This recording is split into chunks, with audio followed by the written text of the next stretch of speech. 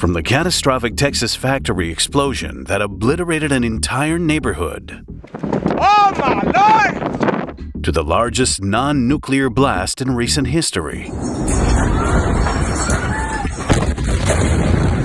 These 7 explosion disasters changed thousands of lives in the blink of an eye. Starting with the Texas fertilizer disaster, where a routine fire call to a local fertilizer plant tragically ends up being the crew's last mission. The first responders had no clue that their equipment would prove futile against the explosive force about to tear through the small community of West Texas. As investigators sift through the rubble, disturbing revelations about the plant emerge, raising troubling concerns of the silent threat facing countless other towns. The city of West is your typical small town in central Texas. It lies just north of Waco and is home to 2,800 people. But on April 17, 2013, the community was ripped apart by a massive explosion. That evening, emergency dispatch received a 911 call about smoke at the West Fertilizer Company plant just before 7:30 p.m. West Fire, the West Fertilizer is one of their mills is on fire. There's heavy smoke coming out of the top of it. The company was known to sell and stockpile agricultural chemicals and fertilizers to surrounding farmers. And because it was spring, the plant had ample commercial fertilizers on site, most notably anhydrous ammonia and ammonium nitrate. West Fire is in response to West Fertilizer plant. They have a fire out there again. West Fire out to West Fertilizer plant. Minutes after the call, the volunteer West Fire Department was dispatched. The first fire truck pulled up at 7:39 p.m. and was met with the grim sight of the building being consumed by the raging fire. The crew rushed in to battle the blaze, unaware they were racing towards a catastrophic eruption. The routine fire morphed into an inferno of disastrous proportions in just minutes. Additional firefighters are summoned to the scene as the situation continued to escalate. Just 10 minutes later, 2 massive explosions rocked the stage, the second unleashing a cataclysmic fireball, engulfing the seed store. The blast was so immense, it was felt more than 80 miles away and registered as a 2.1 magnitude earthquake. Shortly after the explosion, another call comes in to dispatch, confirming their worst fears. We need every ambulance we can get this way. A bomb just went off inside here. It's pretty bad. We got a lot of firemen down. The devastation was enormous, carving out a crater stretching 93 feet wide and delving 10 feet deep into the earth, destroying the seed and fertilizer buildings entirely. The tremendous force knocked over a nearby rail car transporting 100 tons of ammonium nitrate and warped the main railroad tracks. Miraculously, the chemicals did not explode. The explosion tore through the town, shattering house windows more than half a mile away. Still shaking up. I've been stopped shaking up since the whole thing happened. I mean, that's probably the worst thing I've ever seen in my life. More than 260 people were injured, and nearly half of the town's 700 homes bore some signs of the impact. The damage extended to the destruction of 3 schools, a nursing home, and a 50-unit apartment complex. The economic loss to the town would ultimately total more than $230 million, but the loss of life would be even more shattering. As the dust settled over the small town, questions emerged about the cause of the fire and subsequent explosion at the fertilizer plant. Days later, federal and fire investigators started to sift through the debris, uncovering some astonishing facts. The facility had been storing an estimated 40 to 60 tons of ammonium nitrate in bulk. The nitrogen-rich chemical looks like coarse table salt and is used by farmers as a fertilizer. But mishandling or adverse conditions can make it highly explosive. The plant comprised 2 main structures. One served as a chemical warehouse, shop, and office, while the other stored bulk fertilizers. The processing facility, which measured about 12,000 square feet, was primarily constructed of wood. The beams used to create partitions between the various stored fertilizer compounds were built from plywood. Furthermore, the building did not have sprinklers or any other fire resistance. leaving it vulnerable to ignition and spreading flames.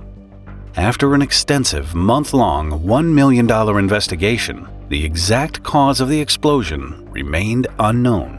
Experts initially thought anhydrous ammonia might have triggered the blast, but the plant's tanks, though damaged, did not explode.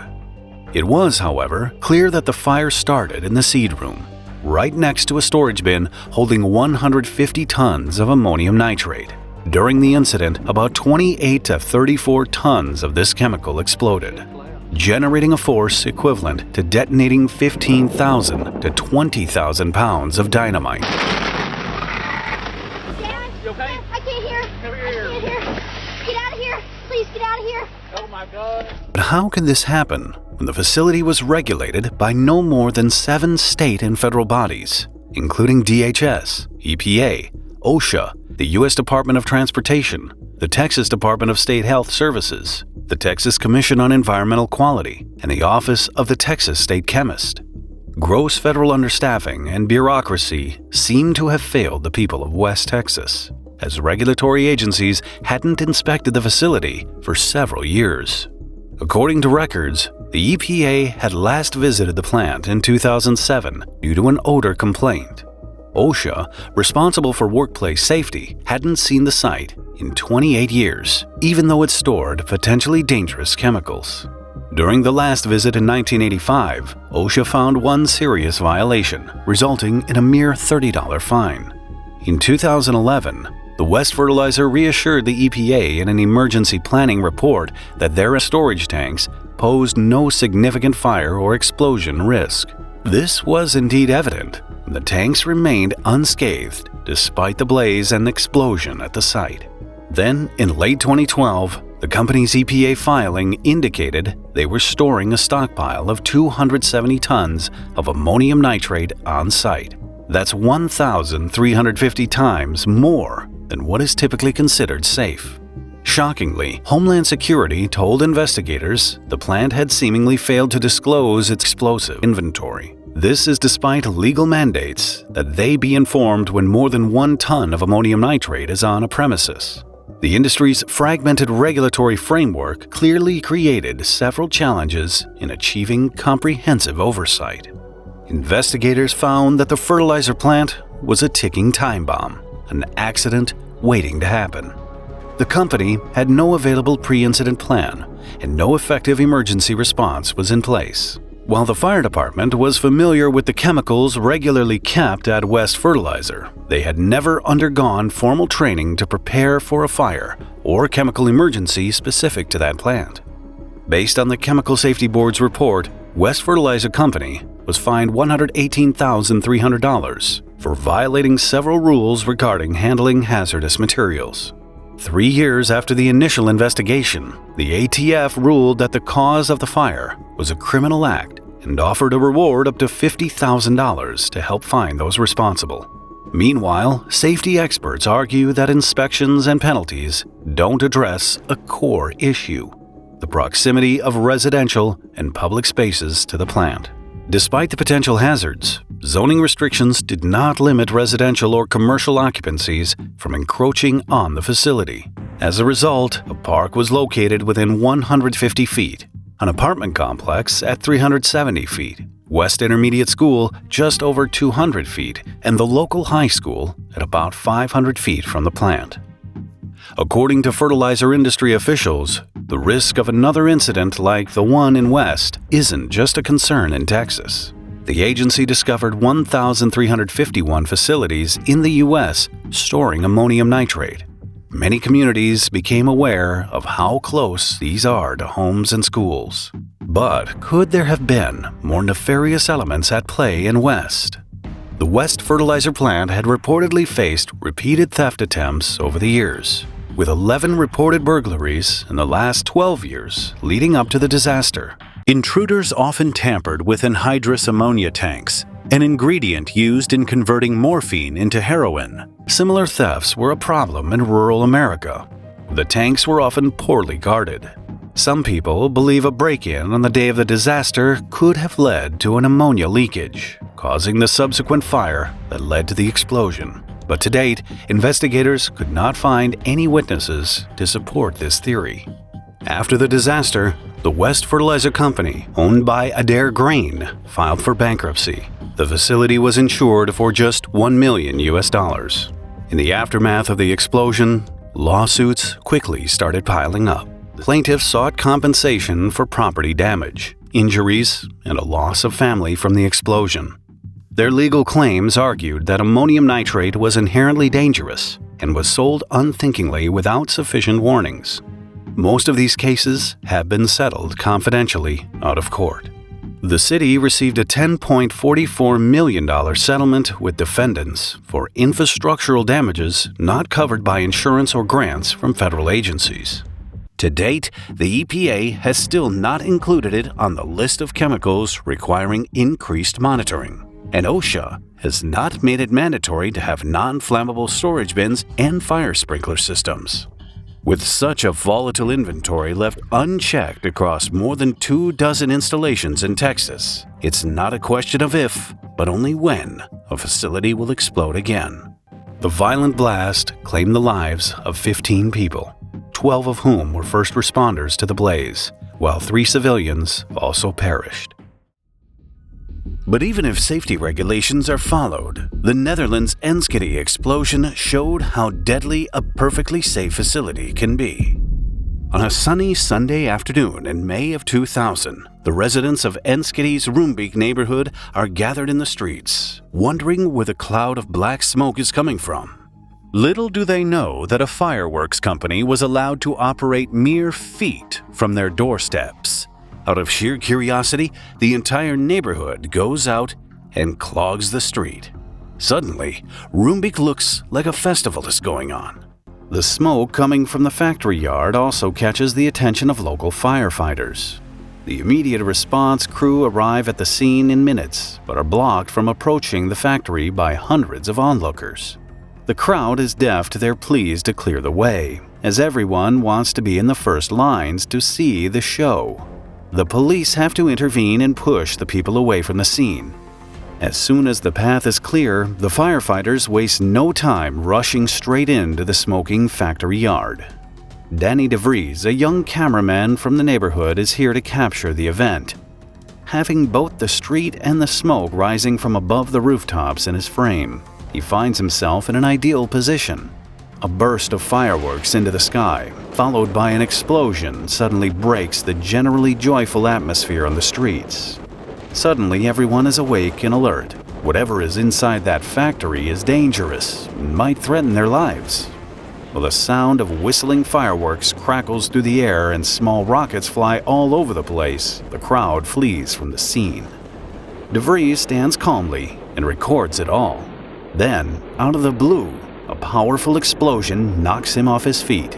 His camera is still recording, but nothing can be seen except for a thick smoke of dust that falls in the neighborhood. Moments later, a second, far more devastating blast happens.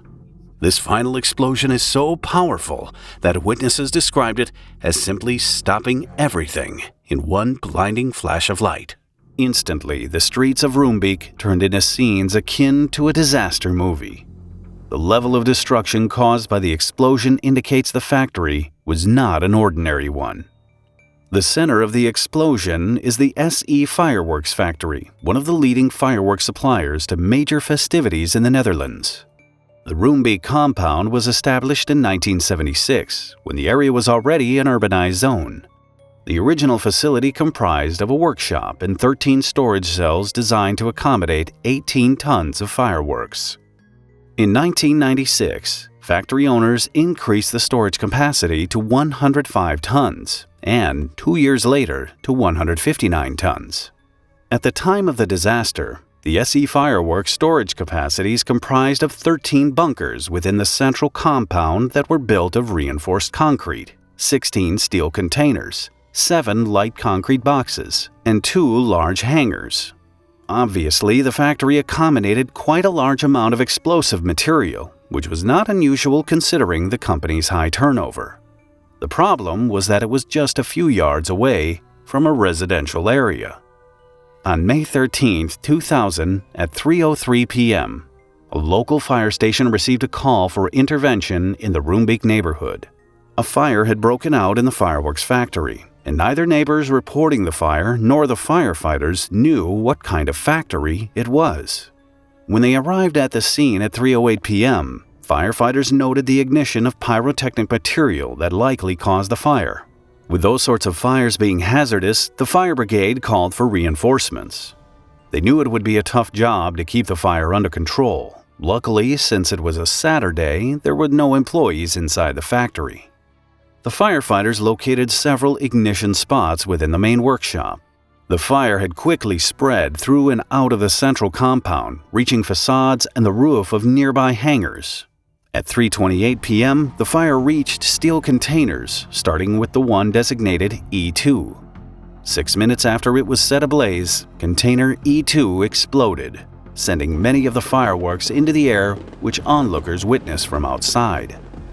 Meanwhile, the situation inside the factory facilities grew worse. The fire spread out of control, and firefighters were forced to abandon their positions and run for their lives.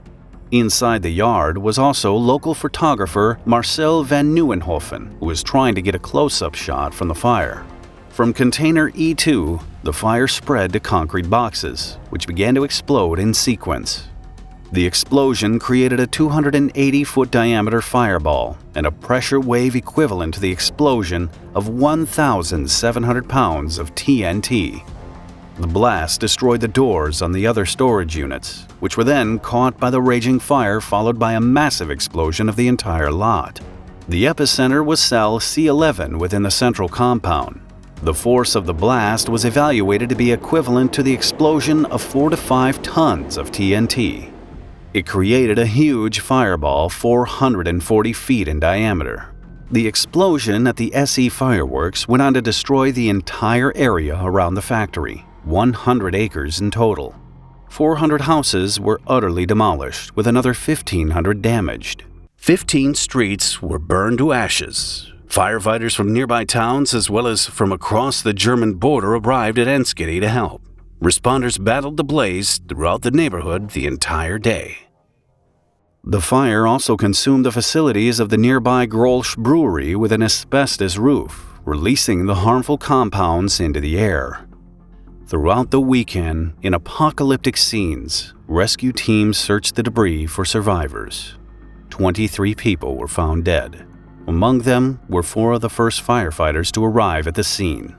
Marcel van Nieuwenhoven, the daredevil photographer, was also killed in the explosion. At the Medisch Spectrum 20, the Enschede Hospital, 974 people were treated for injuries. 50 of them were in a serious condition and were kept for further treatment. The disaster had a devastating influence on the state of health of both victims and survivors, especially those that lost their homes.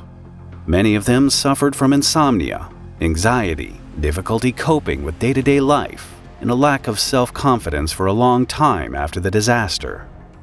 The material damage was enormous. An entire neighborhood was wiped out. The remaining houses were evacuated and demolished, leaving more than 1,500 residents homeless. The damage was estimated to be $486 million. Dutch Prime Minister Wim Kok and Queen Beatrix of the Netherlands visited the scene, promising that the entire nation would back up rebuilding the destroyed neighborhood. By all accounts, the Enschede Fireworks explosion was an unprecedented tragedy in the town's history. It caught the whole country's attention, curious to know how it happened. As a result, a board of inquiry called the Oosting Commission was set up to investigate the circumstances that led to the disaster. The inquiry was based on 3 hypotheses. The fire was caused by human error while handling fireworks. It was caused by self-combustion of explosive material in the workshop. Or the fire was set up by a pyromaniac, as there were recent arson cases in the area. 6 days after the tragedy, the authorities issued an arrest warrant for the company's 2 owners, Rudy Bakker and Willie Pater. Since the factory had a multitude of safety issues, the 2 were marked as prime suspects. When the police arrived to execute the warrants, both were gone. However, that same day, Pater turned himself in to the police, followed by Bakker the day after. Inspectors in charge of the investigation questioned them over the number of irregularities in the way fireworks were stored at the facility. At the epicenter of the explosion, the central compound workshop, there were almost 2,000 pounds of fireworks, despite it being an off day at the factory. According to regulations, if they were not being operated with, they weren't allowed to be in the workshop, but should instead be stored in storage facilities. Additionally, as problematic was that the factory housed more explosive material than allowed, and that there were types of fireworks inside the factory that they had no authorization to store. In general, fireworks are classified into 4 hazardous categories according to their potential to cause accidents. These are: Hazard Type 4 fireworks. They present a low fire risk. Type 3 fireworks have a fire hazard and minor blast and projectile threats. 1.2G fireworks present a serious projectile hazard but does not have a mass explosive risk. And finally, the most dangerous category, Type 1, comes with a very high hazard with the potential of mass explosion. The SE Fireworks were authorized to store 136 tons of Type 4 and 2 tons of Type 3 fireworks. Instead, inside the storage containers and boxes, there were only 16 tons of Type 4 fireworks and 153 tons of Type 3 fireworks, 5 tons of Type 2, and 1.6 tons of Type 1. That was more than 160 tons of unauthorized hazardous material stored near the residential area. Furthermore, there was a series of issues regarding the safety of the storage capacities. The most obvious was the inappropriate layout of containers and concrete boxes in the factory yard. They were packed tightly, with no separation distance between installed earth walls or any other form of partitioning prescribed by regulations. 2 containers were not even supposed to be there and were not authorized. None of the storage facilities went through any kind of testing and had no appropriate detection and fire extinction devices. In addition, the aerial photos of the compound taken a few days before the explosion showed the container doors were left open. If that was the case on the day of the disaster, it surely enhanced the spread of the fire from one container to another and the resulting domino effect explosion. Ironically, just a week before the blast, the factory had been inspected and determined to have met all official safety regulations. The safety irregularities still didn't explain how it came to the explosion. Human error was the less likely cause, since there were no workers inside the factory on that day. Self-combustion of the explosive material left in the workshop was also a less plausible scenario. Even though it was a warm and sunny day, the temperature inside the workshop was far from enough to cause self-ignition. If it happened, an electrical short circuit from some devices could have been more likely. One of the arrested owners, Rudy Bacher, tried to defend his case by claiming it was arson. According to his claims, the previous owner of SE Fireworks, Harm Smolenbrook, had the financial motives to organize it. Smolenbrook had sold the company to Bacher and Pater on April 27, 1998, but had remained the owner of the land and buildings which he rented to new owners under the articles of the buyout contract. Bacher claims Smolenbrook had plans to sell the land to the municipality, but had to get rid of his tenants somehow. The arson seemed like a good choice. Indeed, the police arrested 34-year-old Andre DeVries, accusing him of setting up the fire in SE Fireworks on May 13, 2000, but with no connections to Smolenbrook whatsoever. Even though DeVries persistently claimed his innocence, in May 2002 the court sentenced him to 15 years of prison. The verdict was based on witnesses' testimonies, traces of powder burns on his pants, and his statements. As it later turned out, DeVries was right about his innocence. In 2003, the appeals court acquitted him of arson and released him from prison. The final report of the Ustig Commission was released on February 28, 2001. The conclusion was that the factory owners, quote, committed a number of serious offenses in terms of pyrotechnic materials management, equipment from various structures, and the use and location of inadequate structures. As far as the responsibilities of the local and national authorities were concerned, the Commission only proposed a series of improvements to the system. On April 2, 2002, a Dutch court sentenced the owners of the SE Fireworks to 6 months for importing and selling illegal fireworks, breaking safety codes, and violating storage licenses. They were also fined $2,540 each for violating safety regulations. However, since they had already spent 3 months in remand and had their sentences suspended for 3 months, they were walked out as free men. A more serious charge of negligence for the fire was abandoned. Years after the disaster and the trial, a famous whistleblower, Paul van Boutenen, conducted an investigation of his own. He initially claimed inspectors did a poor job leading the investigation, but then suggested the whole thing was a huge government-led cover-up. As stated in his reports, 2 detectives claimed there were problems with the official investigation. These claims were rejected, but the detectives were fired. Nevertheless, the government and the local authorities did their best to respond to the disaster and rebuild the Roombeek. The government offered substantial financial backing for rebuilding the neighborhood, while the Enschede authorities organized the execution of the rebuilding plan. Aware of their responsibility for the disaster, the local council had no direct participation in the decision-making process, but gave over the job to residents of Roombeek. Those who suffered the most were able to decide what the neighborhood would look like. Local authorities were only there to catalog their opinion. At the location of the former fireworks factory, the epicenter of the disaster, a part of the original factory cement foundation that was destroyed by the explosion was left in place to be overtaken by nature. Although they say time heals all wounds, it will take a long time to heal the traumas of the people who survived one of the most devastating accidents in the recent history of the Netherlands. Back in the U.S., the Olympic pipeline disaster transformed a peaceful stream into a boiling cauldron of death. It's a perfect summer's day in Whatcom Creek Park. 2 young boys are enjoying nature and playing by the stream.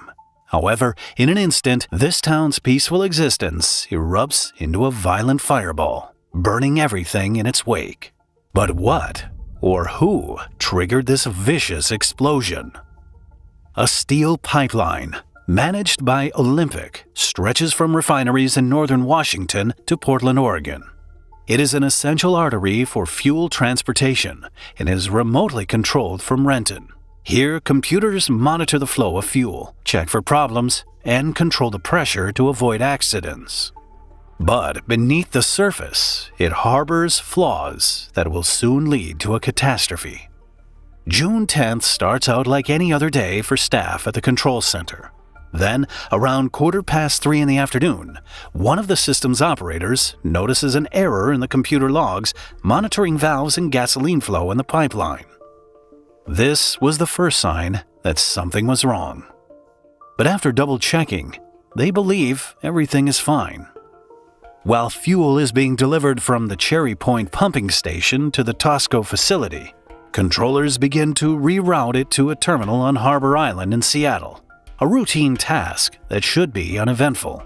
Nearly 100 miles away in Bellingham, locals are savoring the warm June afternoon amidst the beauty and serenity of the park surrounding the Whatcom Creek Gorge, which runs directly through the heart of the city. It is the second last day of the school year, and among the creek's visitors, 2 10-year-olds, Stephen Siorvis and Wade King, are playing near the banks of the river, a familiar place they feel safe. Back at the control center in Renton, things are less peaceful. At 3:18 p.m., operators start the transfer, but pressure begins to build in the pipeline upstream from the delivery point. The increase is initially thought to be normal due to routine fluctuations during fuel transfer. To manage this, the controllers activate a backup pump to relieve the pressure. However, the fuel transfer unexpectedly fails, sounding alarms and causing the computers to become unresponsive. With the operating system failing at this crucial moment, the situation quickly escalates. At 3:22 p.m., pumps start shutting down due to high pressure. The controllers, hampered by the unresponsive system, struggle to understand and manage the rapidly evolving situation. Just 6 minutes later, disaster strikes. The pipeline ruptures under the Whatcom Falls Park, releasing 237,000 gallons of gasoline. enough to fill 15,000 cars. Just a minute later, pressure drops to normal, but the pipeline shuts down between Cherry Point and Renton. Controllers, unaware of the rupture, are left with a seemingly malfunctioning system. The gasoline transfer from Cherry Point is suspended as crews assess the problematic situation. Believing they had resolved the issues, the controllers restart the transfer from Cherry Point. They have no clue that they are pumping even more gasoline into the rupture.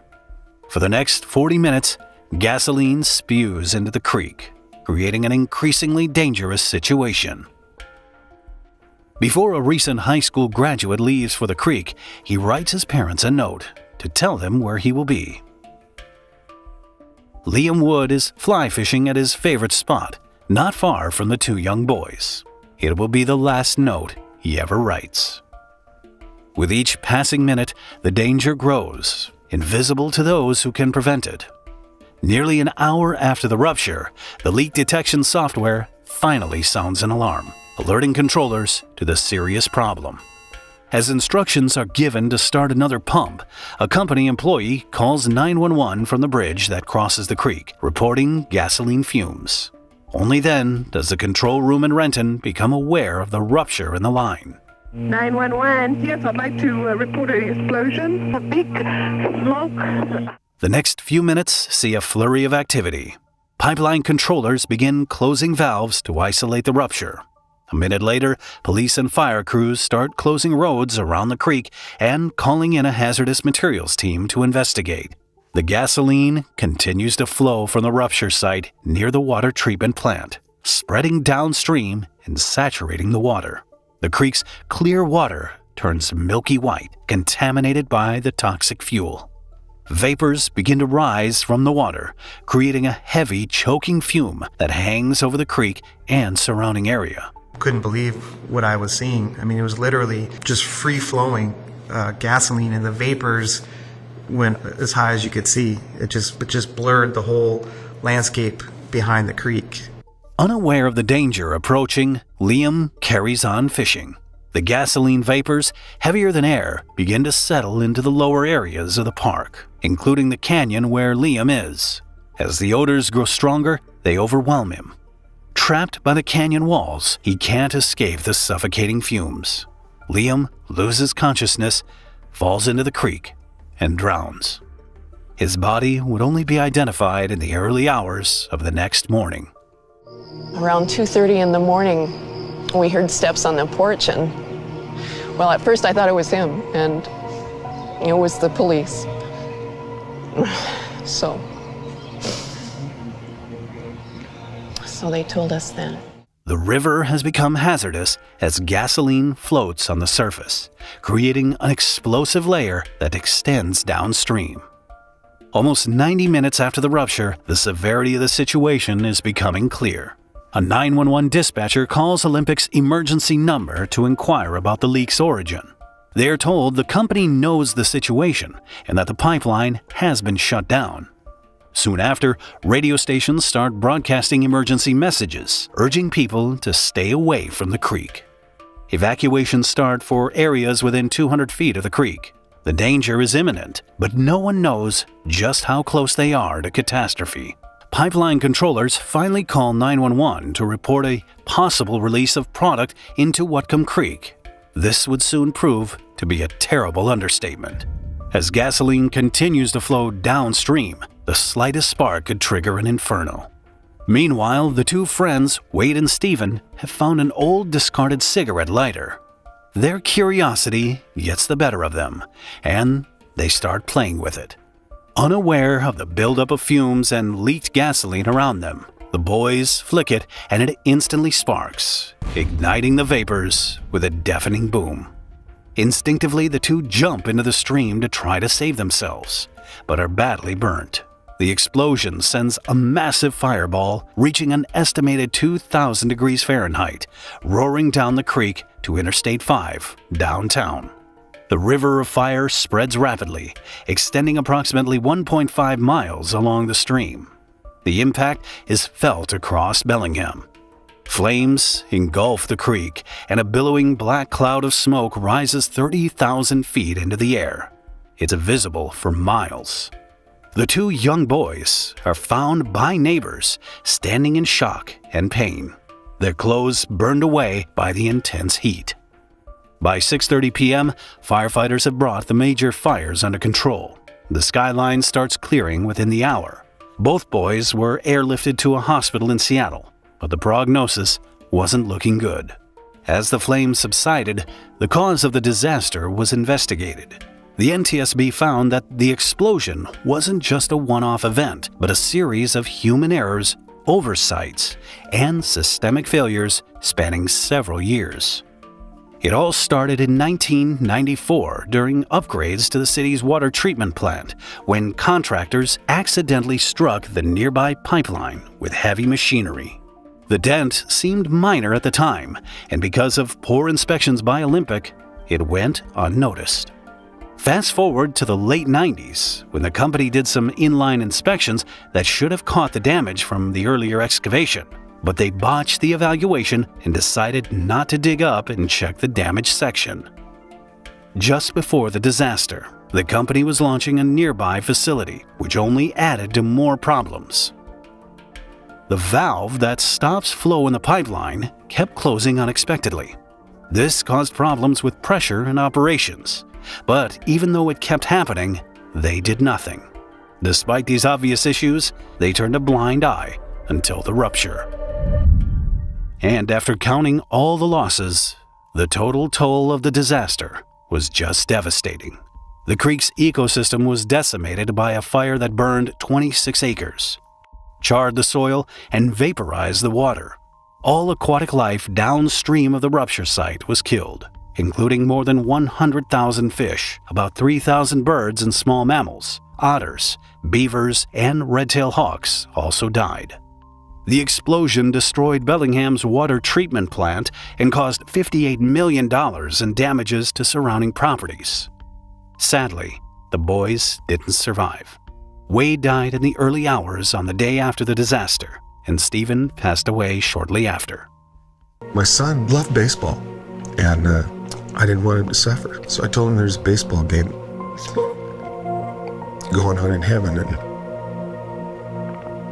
didn't hear the left-handed hitting catcher. In a twist of fate, the boys became unwitting heroes. Something was going to cause those fumes to erupt into flame. And the fact that it was isolated to a largely unoccupied area resulted in far less, I think, human damage. The impact could have been much more devastating had that plume of gases continued all the way down into Bellingham Bay. Remarkably, the massive explosion and fire resulted in no further loss of life, with only a few injuries reported. It was clear that the incident was preventable at multiple points, and there would be significant legal consequences. In a historic move, 2 Olympic employees were jailed for their involvement. The company was also charged with over $100 million in fines and costs. Additionally, the families of the 2 boys who died received $75 million in a wrongful death lawsuit. At the same time, Liam's family settled a suit for an undisclosed amount. The tragedy prompted changes in safety regulations and the establishment of the Pipeline Safety Trust. After the explosion, Olympic stopped its operations. The line remained shut down for 20 months, marking the most extended pipeline closure after an incident in U.S. history.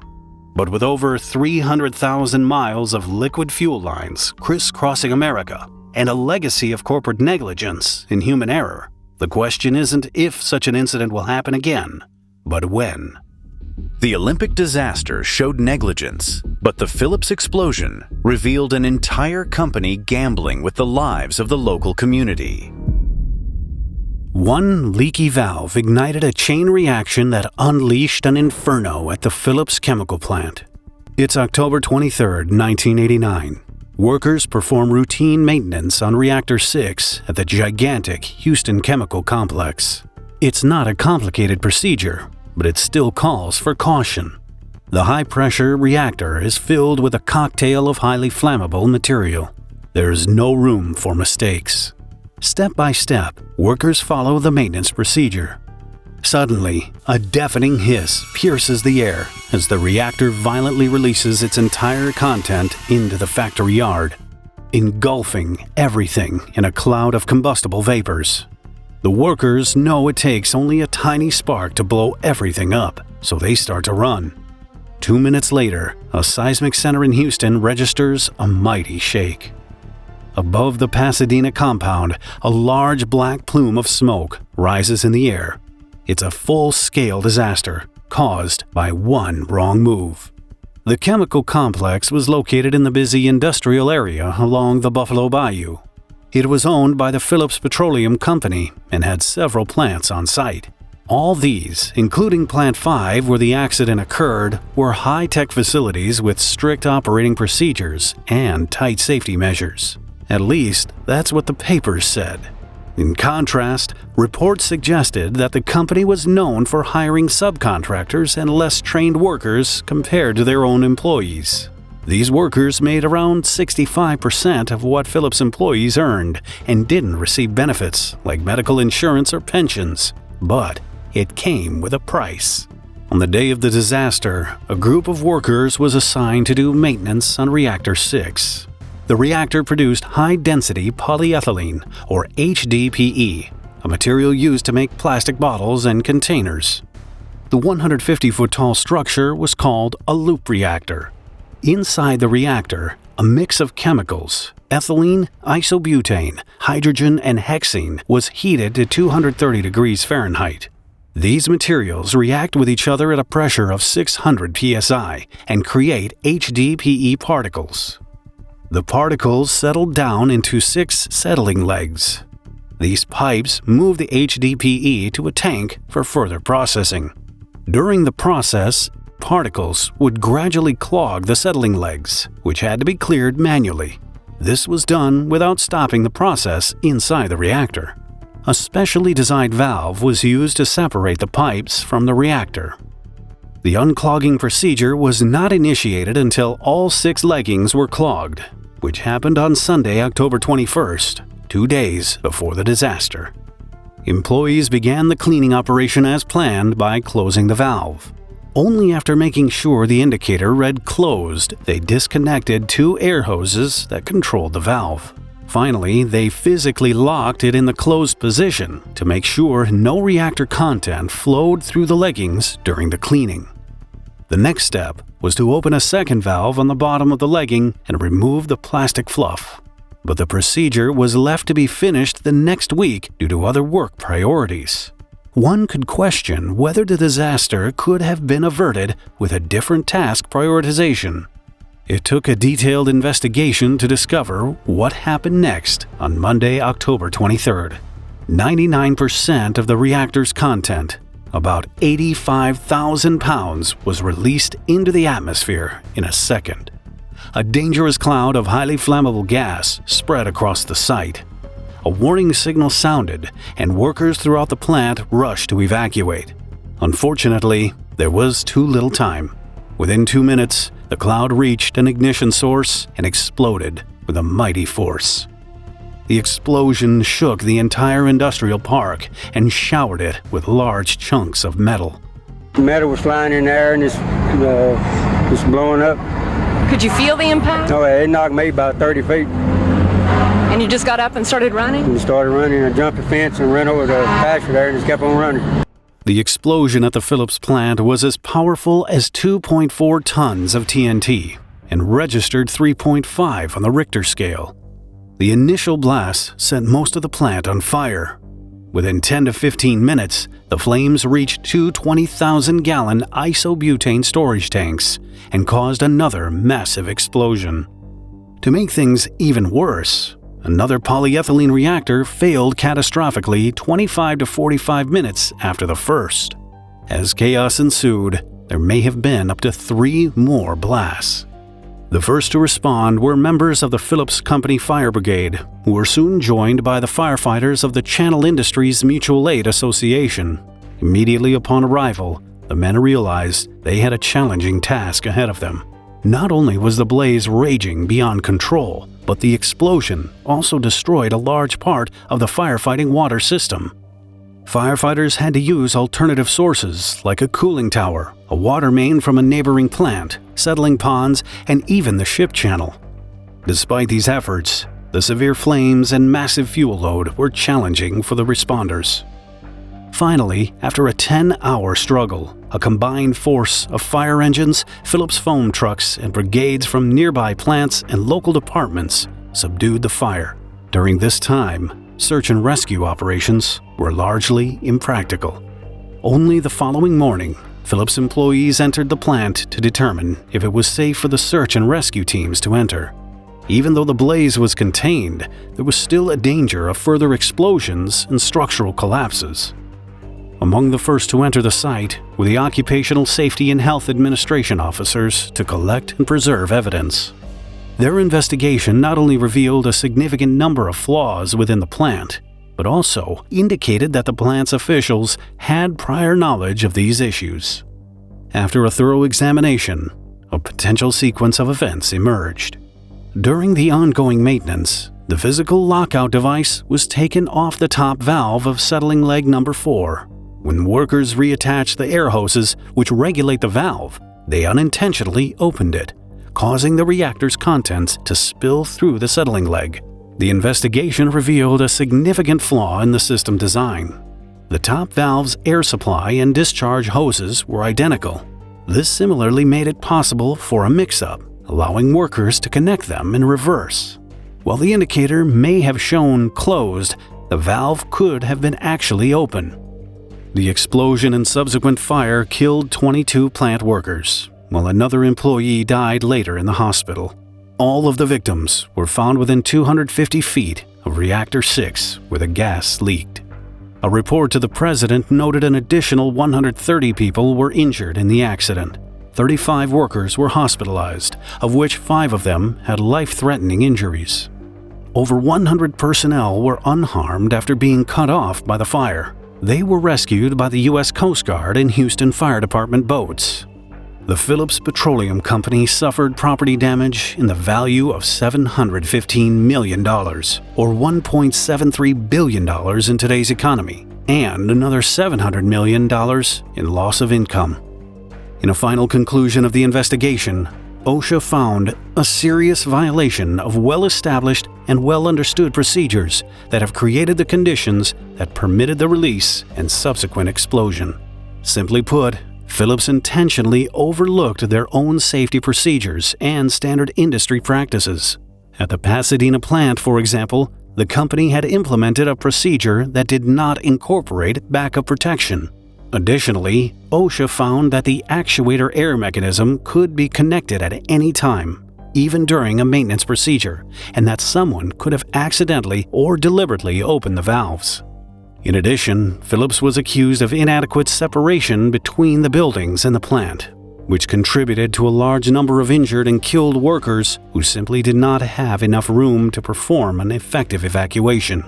U.S. Secretary of Labor Elizabeth Dole explained, "This tragedy is magnified by clear evidence that this explosion was avoidable had recognized safety procedures been followed."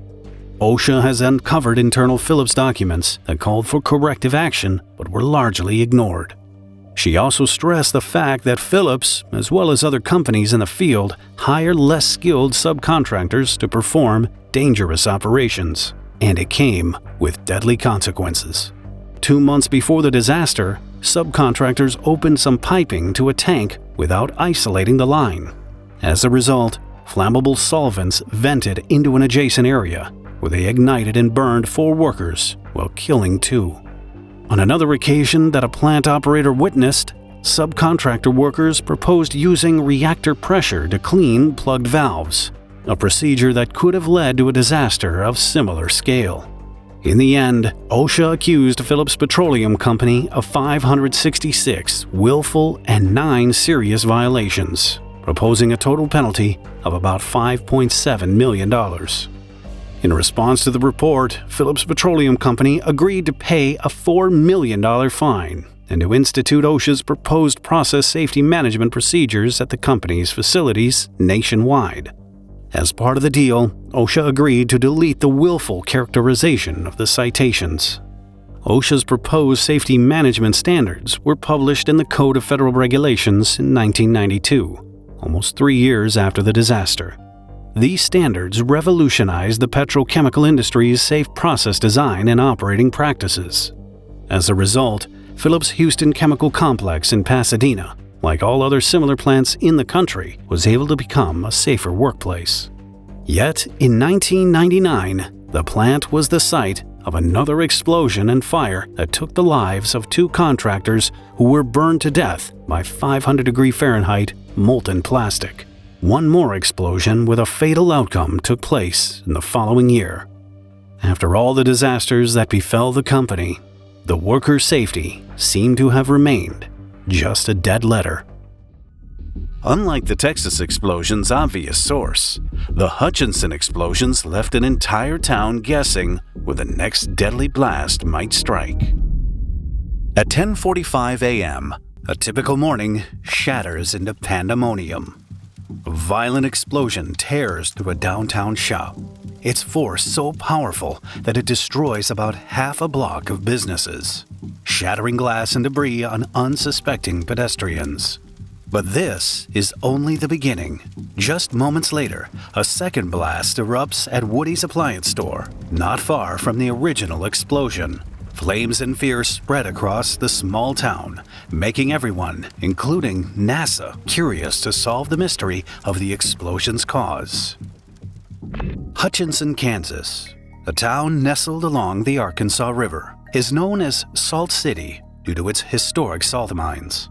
With its population of just over 40,000, Hutch, as the locals call it, thrives on rich natural resources, including hard wheat and oil.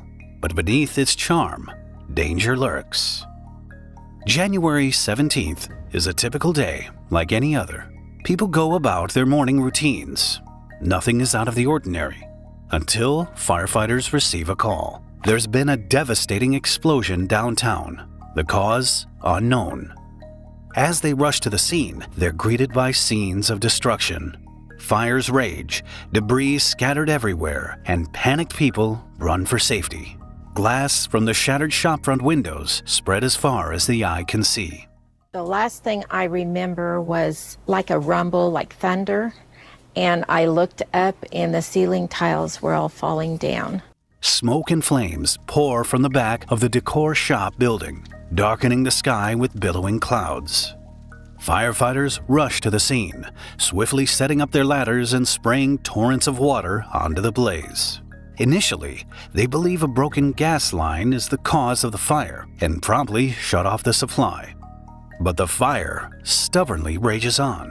Emergency personnel realize that the gas source isn't local, and more worryingly, they have no control over it. Even though there is nothing but cinders left from the explosion site, firefighters finally have to admit defeat. Fortunately, the injuries are minor, but the property damage is extensive. Then, as dusk sets in, something even stranger happens. Geysers of natural gas and salt water begin erupting in various locations around Hutchinson, some as high as 30 feet. They are primarily on the east side of town, a few miles from the initial explosion. 2 of these geysers are now on fire. Panicked city officials are scrambling for answers. Soon after, contractors figured out the origins of these dangerous geysers, tracing them back to Hutchinson's industrial past. In the 1800s, prospectors discovered vast salt deposits underground, paving the way for the region's salt industry. Miners used solution mining to extract the salt by drilling deep wells. They then injected water into these wells to dissolve the salt. That brine solution was then pumped back to the surface and refined. As mining expanded, it created many large underground cavities. But as time passed and mining operations moved or ceased, many of these wells were simply abandoned. Since then, the hollowed-out salt formations have become some of the nation's most secure storage facilities. It's where Hollywood keeps its historic artifacts, like the original films of Star Wars and The Wizard of Oz. But besides memorabilia, they are also storing something much more threatening: billions of cubic feet of natural gas. As the city scrambled for answers on how to fight the gas leaks, disaster struck again the very next day. This time, an explosion rocked a mobile home park on the east side of town. The gas had been seeping into one of the trailers, and the skirting, meant to insulate the home, had inadvertently trapped it inside. When someone started cooking, the gas ignited, resulting in a devastating blast that claimed the lives of an elderly couple. By evening, the town was plunged into full-blown crisis mode. It felt as though the very earth had turned against Hutchinson, leaving everyone in a state of dread, not knowing where or when the next explosion might happen. Emergency teams evacuated nearly 200 homes and 40 businesses in the affected areas. Residents left their homes with little more than the clothes on their back, unsure when or if they would return. But even fleeing was complicated. The explosions also created sinkholes throughout the area, and rail traffic was brought to a halt to avoid stirring up the gas. Every moment felt like a ticking time bomb, especially to officials attempting to identify the source of the gas leaks. Investigators soon zeroed in on an area 7 miles northwest of Hutchinson, the Yagi storage field. It was originally opened in the 1980s to store propane gas in deep, steel-lined wells. When financial issues led to its closure, the wells were partially sealed with concrete to prevent leaks. Then, in the early 90s, the Kansas Gas Service took over the facility. They reopened the caverns and converted them from storing propane to storing natural gas. Since then, the facility has grown substantially. It could hold enough natural gas to heat 50,000 homes a year. But this sophisticated operation came with a risk. On the day of the disaster, roughly 15 minutes after the first explosion happened, technicians at Yagi noticed a dramatic drop in pressure in one of the storage wells. As they looked into the pressure records, they made a concerning discovery. The well had been leaking on a low level for at least the past 3 days. When refilling the cavern on January 14th, technicians had noticed a minor pressure drop but treated it as just a routine issue with the gas cooling and condensing. So they kept pumping in more gas, about 80 million cubic feet over the next 2 days. That's equal to the capacity of about 12 large gas carriers. A day after the explosions, the owners, K-Gas, told city officials about the leak, realizing it coincided with the timing of the explosions and fires in Hutchinson. In the immediate response, the company deployed over 100 workers to search the city for gas leaks. They went door to door, street by street, using handheld and truck-mounted sniffer devices to detect gas traces. Meanwhile, excavations in the basement ruins at Woody's appliance shop uncovered a forgotten brine well. This well had originally been drilled for a hotel spa to pump out hot, mineral-rich salt water, known for its therapeutic benefits. As the crisis unfolded, the Kansas Geological Survey was called in to assist with the investigation. They immediately started taking soil samples, conducting surveys, and measuring gas emissions. Their main goal was to find the source of the leak and understand how the gas traveled so far. It took them back to the Yagi storage field. They used tools like thermal imaging to detect heat from escaping gas and ground-penetrating radar to map underground features. Also known as thumper trucks, vibrating plates and seismic waves into the ground, creating images of the rocks below. Similar to a medical ultrasound, the method helped reveal possible paths for gas migration. Recognizing the complexity of the situation, NASA was called in to help. Using its thermal imaging capabilities, NASA conducted aerial surveys over Hutchinson and the surrounding regions. The high-resolution images showed hotspots as well as gas leaks that could not be seen from the ground. But NASA didn't stop there. It also used radar from planes and satellites to monitor ground movement and detect sinkholes.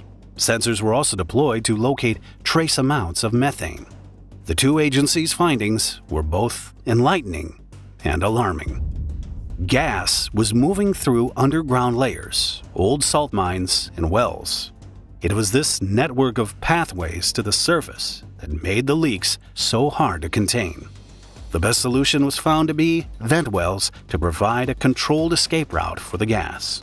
So, in a race against time, workers drilled a series of wells at strategic points along the gas leak. They then controlled the gas at the surface by burning it off. This was much safer than letting the gas accumulate and risk further explosions. As the investigation unfolded, it became clear how the gas could escape in the first place. When K-Gas took over the Yagi facility, they had to reopen the caverns, which meant drilling out the concrete plugs that sealed the wells. During that process, the drill bit is believed to have hit a piece of metal, damaging the casing of well S1. When inspecting a video of the caverns inside, a geological consultant described it as looking like a kitchen knife cutting into a can. The escaping pressurized gas made its way to higher geological layers, where it spread in all directions and seeped into abandoned brine wells.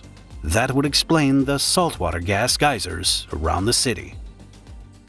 It took more than a month for flares to burn off the estimated 143 million cubic feet of gas that escaped from storage. The explosions contaminated soil and groundwater, worsened by firefighting chemicals, and caused long-term health risks. Air pollution from burning gas released methane and smoke, affecting residents' health for weeks. In response, safety measures were reevaluated. Regular testing of water, soil, and air was also implemented. For the affected residents, their battles were just beginning. The initial explosion had gutted 2 businesses and damaged 26 others. Several major lawsuits were filed against K-Gas's parent, One Oak Incorporated, and its subsidiaries. The owners of the gutted businesses received $5.25 million. Then, $5 million was awarded to residents in a class action lawsuit for damages. And the family of the couple who died at the mobile park also settled a multi-million-dollar lawsuit out of court. For the residents of Hutchinson, the road to recovery was long and tough. The 2001 explosions in Hutchinson changed the town's landscape forever, showing that sometimes the greatest threats are the ones we can't see. From one urban explosion to another, the infamous Beirut Blast was the largest non-nuclear explosion in recent history. What starts out as the best day of Isra Sablani's life soon turns into a nightmare. While posing for her wedding photos in Beirut's Saifi Square, a massive explosion tears the city apart. It's just before 6 p.m. on August 4th, 2020, when an uncontrolled fire breaks out at one of the hangars at the port of Beirut in Lebanon. Seemingly after welder sparks flew while they were fixing a hole in the wall. 9 firefighters and a paramedic are deployed to the scene, but they have no idea what the true extent of the disaster is. Their initial belief is that the hangar contains fireworks, but when they report back to the command center, the team tells the fire chief something is amiss. Then a gigantic explosion rips through the foreshore of Lebanon's capital city.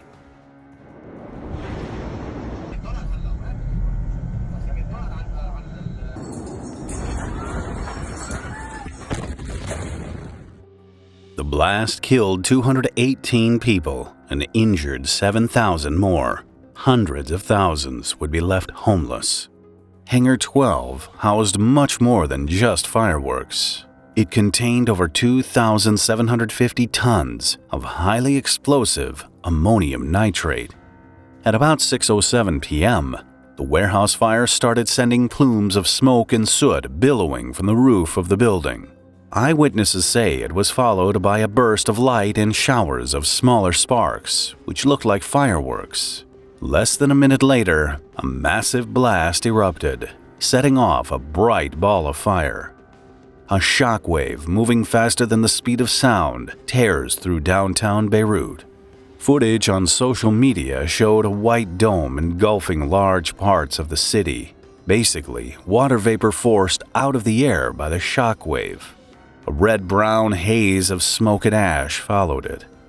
Experts would later concur that this haze of red-brown smoke was the strongest indicator of an ammonium nitrate explosion.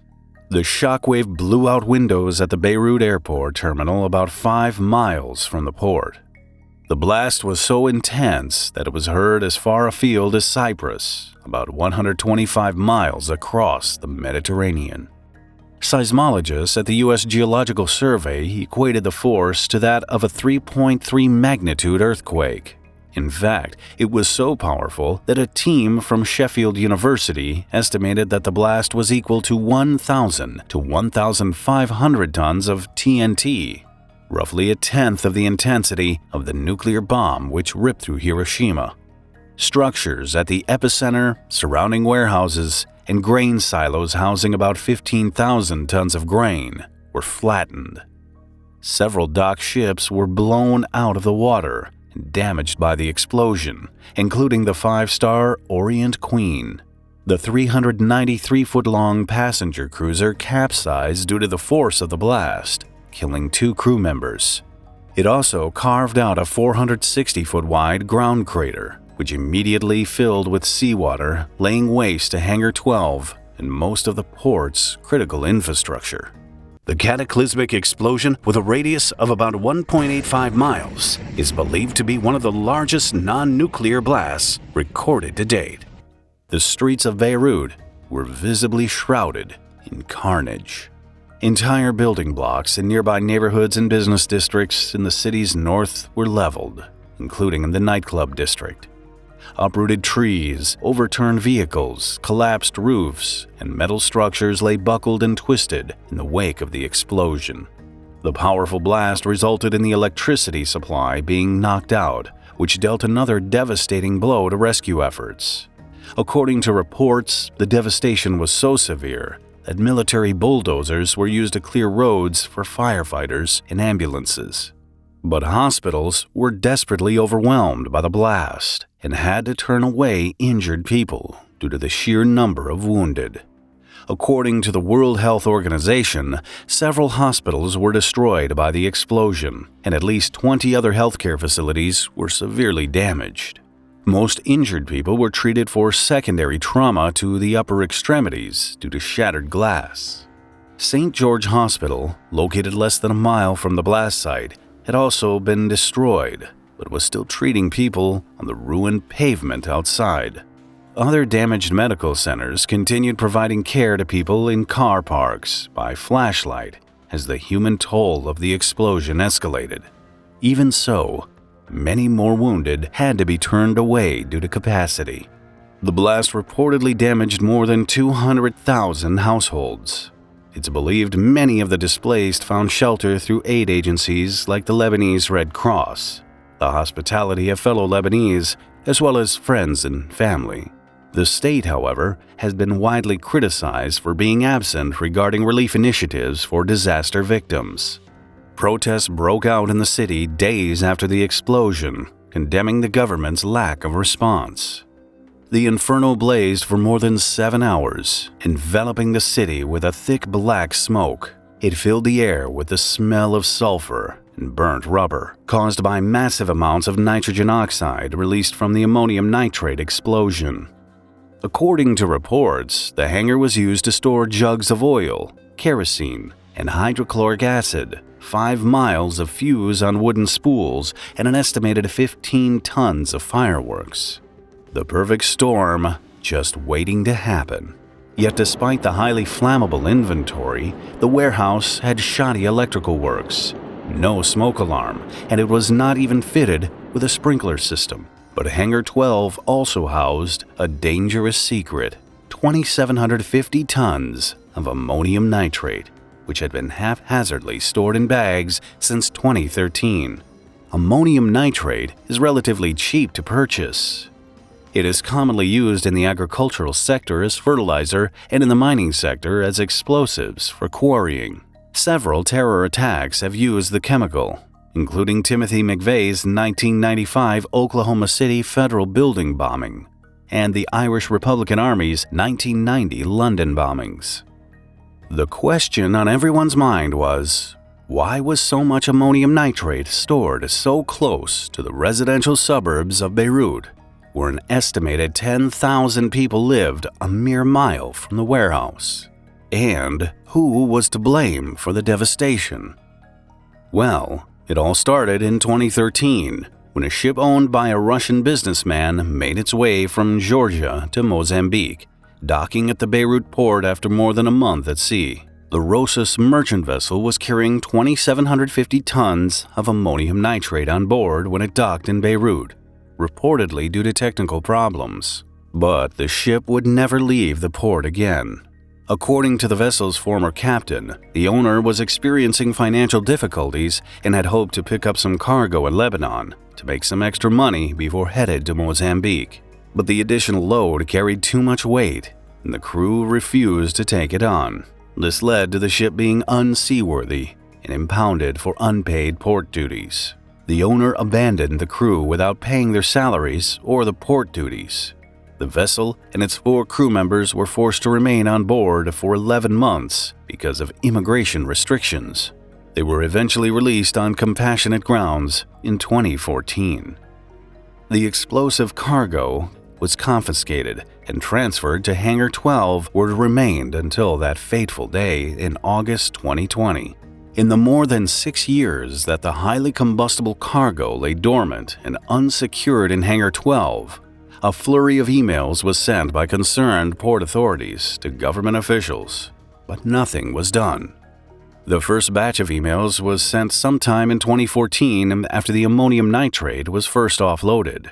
The former director of Customs sent the emails to an urgent matters judge, cautioning against the dangers of housing the highly explosive chemical at the port. But he never heard back. According to Al Jazeera News, one of the emails asked the Marine Agency to re-export the cargo immediately due to the dangers of it being housed in unsuitable climatic conditions in the hangar. The letter even suggested authorities sell the chemical load to the Lebanese Explosives Company. A 2019 report sent to the Lebanese government on the threats posed by the combustible cargo reportedly fell on deaf ears. Officials ignored the port authorities' warnings, even after security risks were exposed due to a hole in the wall of Hangar 12. It's since believed that sparks from welders fixing this hole led to the devastating explosion. While civilians were trying to piece together their lives amid the destruction, which is believed to run in excess of $15 billion, Lebanese authorities arrested more than 20 port and customs officials following the blast. President Michel Aoun promised the nation a full and transparent investigation would take place, but rejected calls for international assistance with the probe. Less than 6 days after the explosion, the government resigned amid violent protests, calling for transparency and accountability for the blast. Judge Fadi Sawan was appointed to lead the investigation. Still, it would prove to be a slow and frustrating task because all members of parliament have immunity from any criminal prosecution by law. Not a single top official has ever been prosecuted successfully for crimes in Lebanon, despite corruption and mismanagement being rife. But in December 2021, Judge Sawan charged the interim Prime Minister Hassan Diab and 3 former ministers with negligence over the port explosion. In a nasty turn of events, however, 2 politicians he indicted had him removed from the probe, claiming he was not impartial. Civil society groups have since lobbied for immunity to be lifted so justice can prevail. With no signs that the local investigation will move forward, a civil case was filed in the United States in July 2022 by the Swiss-based organization Accountability Now. They are seeking $250 million in damages for the survivors and hope to uncover new evidence to propel the Lebanese probe forward. Then, in April 2022, Spanish authorities arrested a 43-year-old Portuguese man on the instruction of Interpol and the Lebanese government. Jorge Morera was charged with terrorism and causing the death through the use of explosives. Morera is believed to have ordered the ammonium nitrate while employed with the Mozambique explosives factory. A company spokesperson said the chemical was ordered in 2013, but was never delivered. They were shocked to hear the explosive material had languished in a dilapidated warehouse in Beirut until the explosion. Morera has since been released, but is not allowed to leave Spain until his extradition hearing. If found guilty, he could face life imprisonment. In January 2023, the judge responsible for the investigation issued new charges against 8 officials after the probe had been stalled for nearly 13 months. He ordered the release of 5 people detained shortly after the blast in 2020, including port officials, a welder, and a contractor. As for the bride from the viral video, Isra Sablani, well, she also happened to be a doctor and provided medical assistance to the injured in her wedding gown shortly after the blast. A month later, the newly married couple moved to the United States. More than 2 years after the disaster, the scars of the devastating explosion remain visible as the reconstruction of more than 62,000 residential spaces and over 20,000 businesses and buildings destroyed continues at a snail's pace. Today, a statue made out of broken glass, twisted steel, and other materials from destroyed homes and buildings stands 8 feet tall near the explosion's epicenter. The figure of a woman holding a sword serves as a reminder of the 218 people killed that day. A broken clock at her feet still shows 6:08, the exact moment of the explosion. After the horror of Beirut, the Oregon incident shifts from tragedy to farce when well-intentioned authorities decide to detonate a whale.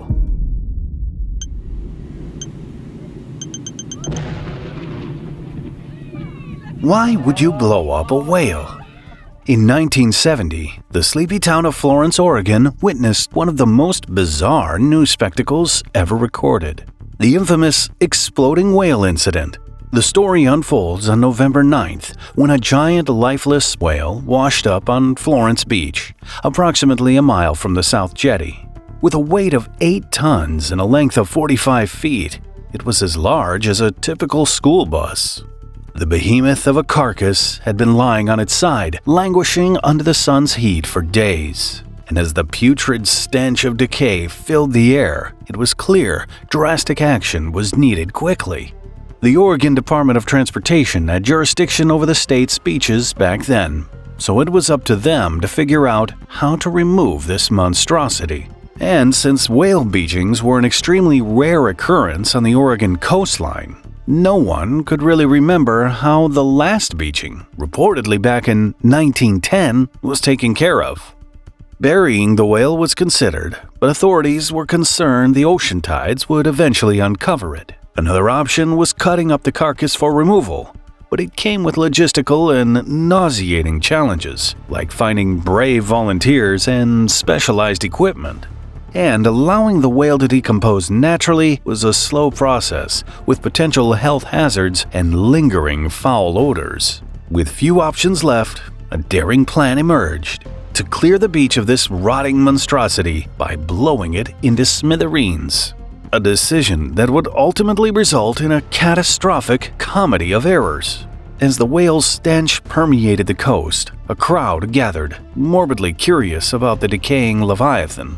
News crews hovered, hungry for a headline story. Among them was reporter Paul Lindman, expecting a fluff piece, but getting far more than he bargained for. The Oregon State Highway Division not only had a whale of a problem on its hands, it had a stinking whale of a problem.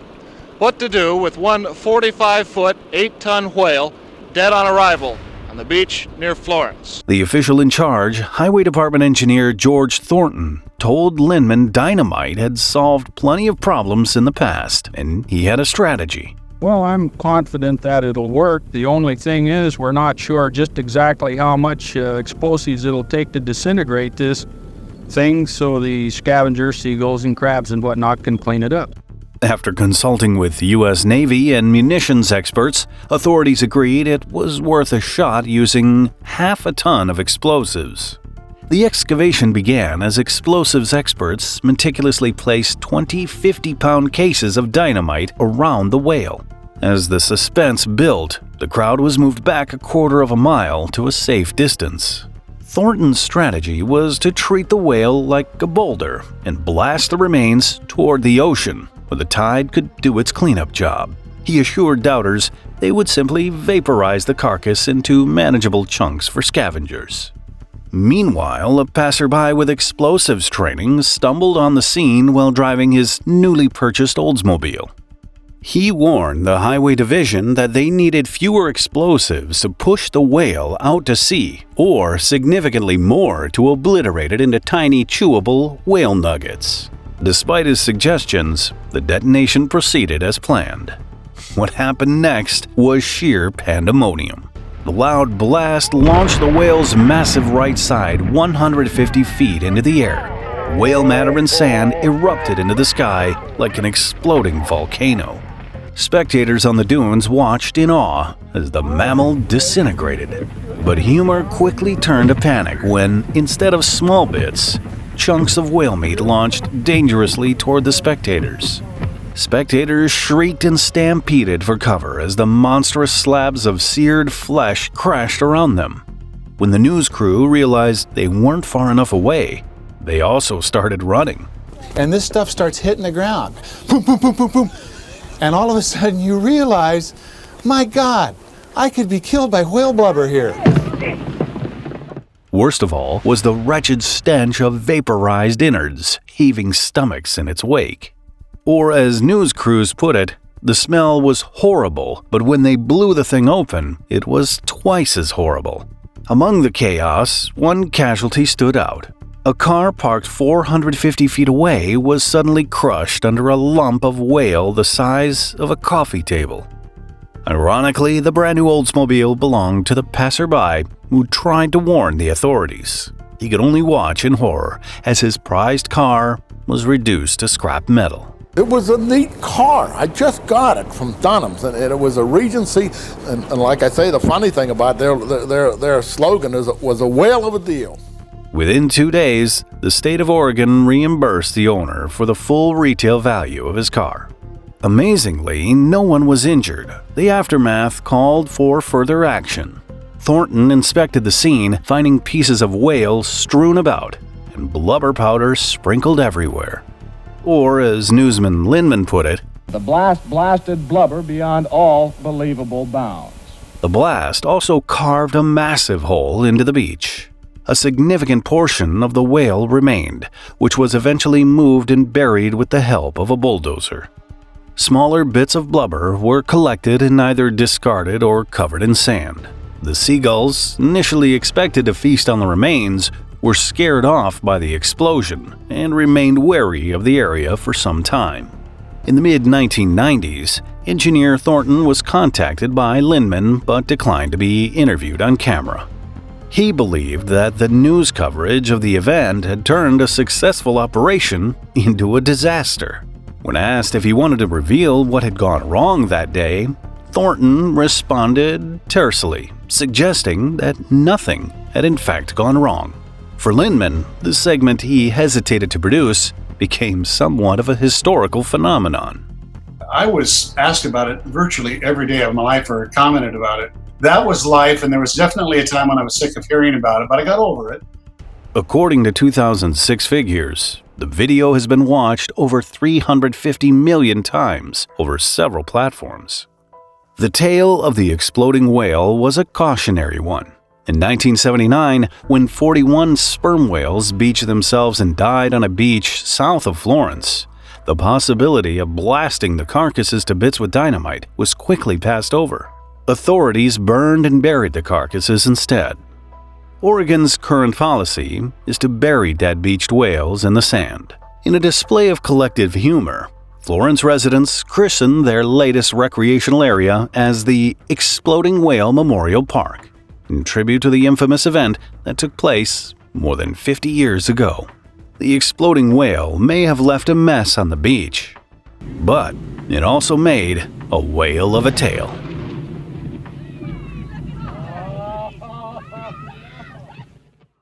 Watch this episode next if you found this video interesting. Please add a like and leave a comment if you want to support the channel.